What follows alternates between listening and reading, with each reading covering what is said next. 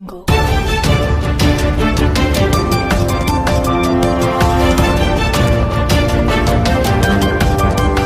Assalamualaikum warahmatullahi wabarakatuh. Salam sahabat Nusantara. Hari ini kita akan membahas terkait seorang laki-laki yang mencuri HP demi membeli susu buat anaknya, yang kemudian oleh polisi dan kejaksaan dilakukan upaya restoratif justice RJ, dan laki-laki tersebut dikembalikan ke keluarganya. Ini tentu sangat bagus sekali, sangat baik. Kenapa?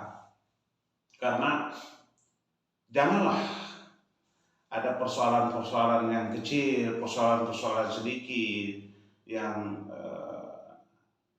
sedikit-sedikit masuk bui, sedikit-sedikit penjara. Saya pikir negara ini sudah terlalu terbebani ya. Coba kita lihat di setiap lapas, di setiap rumah tahanan negara itu sudah penuh, bahkan over kapasitas. Kok bisa jadi over kapasitas? Berarti negara tidak mampu membangun rumah-rumah tahanan negara yang baru. Bagaimana bisa mampu kalau seandainya sedikit-sedikit tangkap masuk bui, dikit-dikit tangkap masuk bui? Ya penuh lah. Kalau 1 tahun aja berapa, ada 1.000 orang masuk bui, 2 tahun udah berapa ribu. Nah kalau kita selalu mengedepankan, kalau di sisi pengacara, saya selaku pengacara ya, mengedepankan mediasi penal, musyawarah, diselesaikan dengan cara kekeluargaan. Kalau di sisi mungkin kepolisian dan kejaksaan agung mengedepankan restoratif justice ya, RJ, itu sangat bagus dan negara diuntungkan. Kenapa saya katakan negara diuntungkan? Ya jelas dong. Pertama, negara tidak perlu repot-repot membangun rumah-rumah tahanan baru atau lapas-lapas baru. Negara tidak perlu pusing-pusing memikirin biaya untuk para tahanan. Bayangin berapa APBN untuk dihabiskan untuk membiayai warga binaan di lapas. Luar biasa, itu bukan anggaran yang sedikit. Nah tentu mungkin bukan berarti tidak boleh orang dihukum ya. Bukan berarti tidak boleh orang dihukum. Maksud saya, kalau seandainya perkara-perkara atau kasus-kasus yang memang bisa diselesaikan, ya tidak perlulah dihukum. Tidak perlulah ini dia harus masuk bui. Ya bisa dibicarakan dengan pihak korban. Ya why not? Kenapa tidak?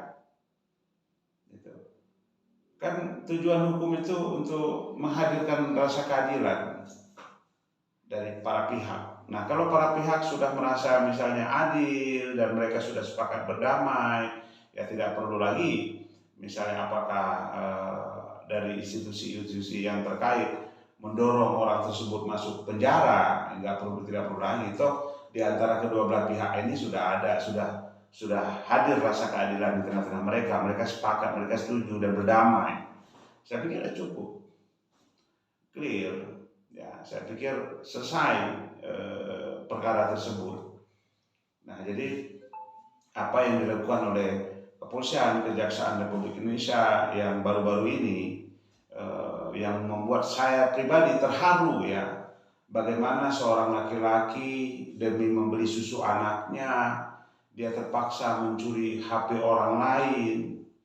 Ya, tentu dia lakukan itu dalam keadaan terpaksa.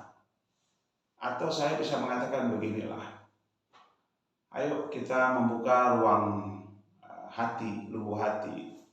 Berapa banyak saudara-saudara kita di luar sana yang nasibnya kurang beruntung, sehingga dia melakukan suatu perbuatan yang dilarang oleh hukum dalam keadaan terpaksa. Saya pikir tidak ada orang yang hidupnya cita-cita jadi maling. atau jadi perampok. Tidak ada yang bercita-cita seperti itu. Pasti semua orang bercita-cita di dunia ini dia kepingin sukses, kepingin jadi orang yang bermanfaat. Jadi tidak ada yang lahir ke dunia ini dia bercita-cita, gua kepingin jadi perampok, gua jadi kepingin maling, atau gua jadi kepingin jadi pembunuh. Nah tentu ada antara kasus dengan kasus yang lain ada perbedaan.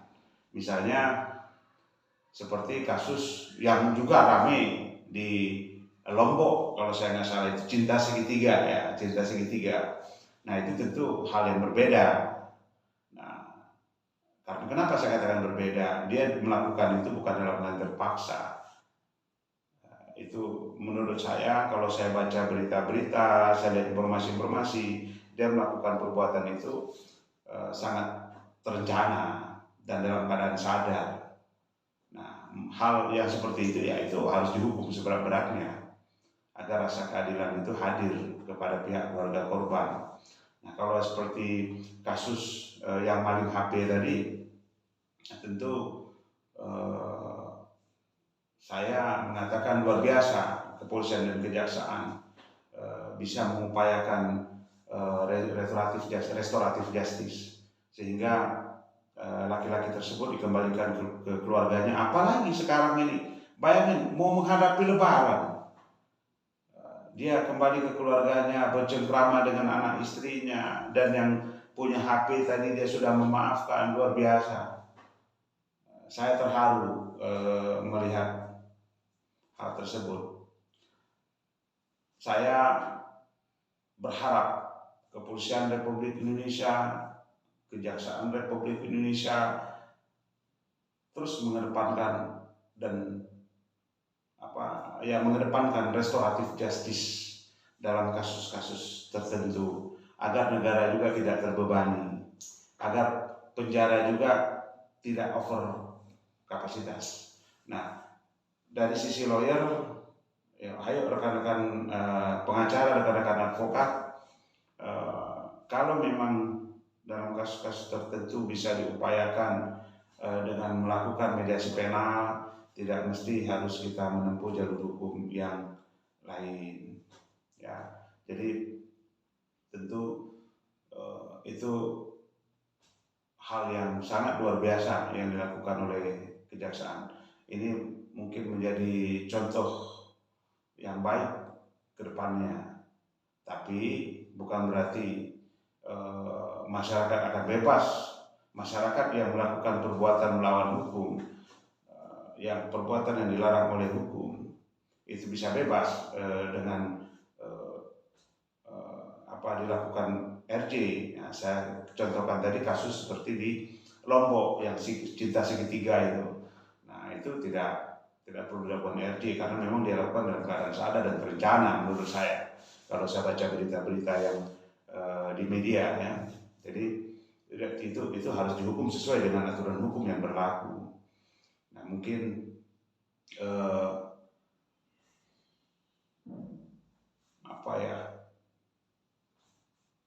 apa yang dilakukan kejaksaan ini perlu disambut baiklah. Jadi masyarakat pun harus selalu hidup taat kepada hukum, jangan sekali-sekali melakukan perbuatan-perbuatan yang dilarang oleh hukum. Jadi ketika kita akan melakukan sesuatu perbuatan, tindakan, dipikirkanlah dahulu sebelum melakukan. Karena kalau kata pepatah kita, pikir dahulu pendapatan sesal kemudian tidak berguna. Jadi sebelum kita melakukan suatu tindakan yang dilarang oleh hukum, dipikirkan dulu efeknya, dipikirkan dulu akibatnya di kemudian hari. Yang punya anak, punya istri, pikirkanlah nasib anak dan istri ketika kita melakukan mencoba melakukan perbuatan-perbuatan yang dilarang oleh hukum. Jadi dengan cara begitu masyarakat bisa terhindar daripada persoalan hukum. Jadi kita bisa hidup tenang, kita bisa hidup nyaman, dan kalau semua masyarakat Indonesia ini sadar hukum, dan selalu berpikir dengan pikiran jernih, tidak emosional, saya yakin penjara ini akan kosong. Ya, penjara akan kosong. Jadi itu harapan saya kepada masyarakat, sebelum melakukan sesuatu perbuatan yang dilarang oleh hukum, pikirkan dulu secara baik-baik. Oke, sahabat Nusantara, itu pembahasan kita terkait restoratif justice yang dilakukan baru-baru ini oleh Kepolisian dan Kejaksaan Republik Indonesia terhadap seorang laki-laki yang mengambil sebuah handphone seorang perempuan, ya. Demikian, sampai ketemu lagi. Salam sahabat Nusantara.